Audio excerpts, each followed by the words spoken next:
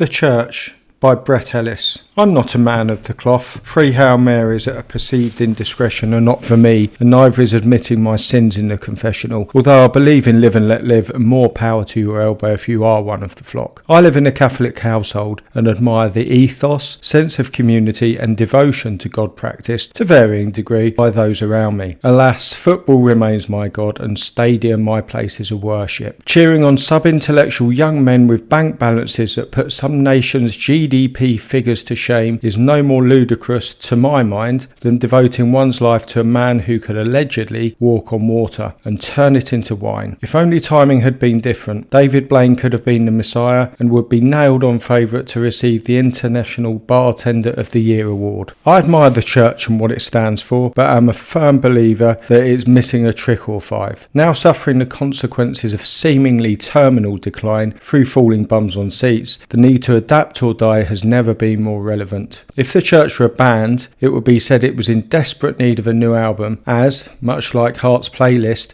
they've been smashing out the same hits on repeat for nigh on 2 millennia. For some churches, change has been slow and reactionary, but evident, with the penny dropping through the implementation of children's rooms. As a nod to current society, it is a boon for those who want to worship on a Sunday, but don't want to feel the heat of 200 pair of eyes as little Jake throws a hissy fit and attempts to pull off the vicar's outer cassock. The seats are generally of hardwood construction, no doubt to show us a little of the suffering the Messiah suffered. For me, with an ongoing bad back, pain is too restricting and I generally opt out and placate myself with Peston on Sunday. The modernity of the hymn's lyrics are also lacking. I was cold, I was naked, were you there, were you there?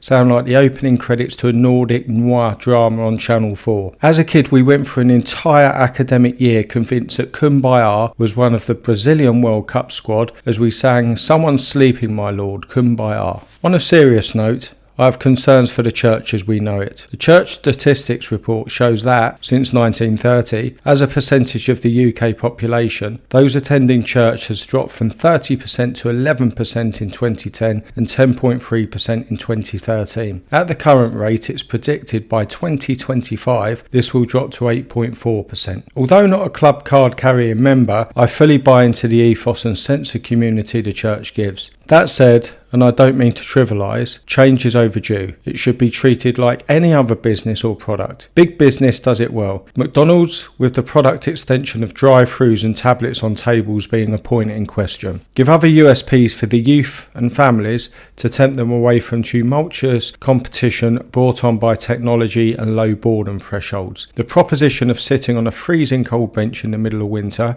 while smelling joss sticks and listening to a geriatric play the organ badly just isn't selling it to me, to be blunt. Give Jessie J and Ed Sheeran a go at composing a new gospel anthem. Offer headphones to listen to pre-recordings of updated versions of hymns, install a couple of blow heaters, put cushions on the seat, add a snack bar and a couple of interactive touch-sensitive screens, and maybe, just maybe, you will save yourself. I for one am saddened to see empty pews, but it is a decline that needs a jolt to alter the direction towards the abyss. Against the odds, if the Church can raise its game, I may even be tempted to attend and will gladly sing Hosanna to the awakening of a slumbering giant. Thankfully, church performances do not clash with the football, as I've got an appointment with Eurosport later.